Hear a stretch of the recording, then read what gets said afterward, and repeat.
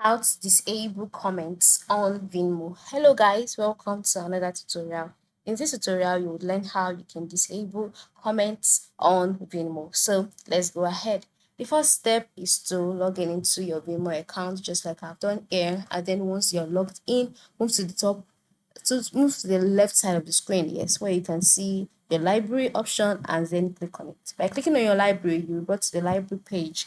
On this page, you can see or different videos. So select the video that you would like to disable its comment. And so once you can see, once you're on the video settings page, you'll see details about the video, the title and the likes.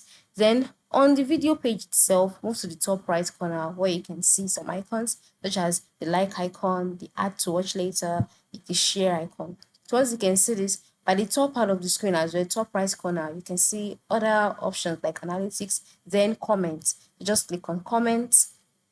And once you click on comments, you can see that for this particular video, the comments are enabled. So to disable this, just go ahead and move to the right side where you can see allow comments.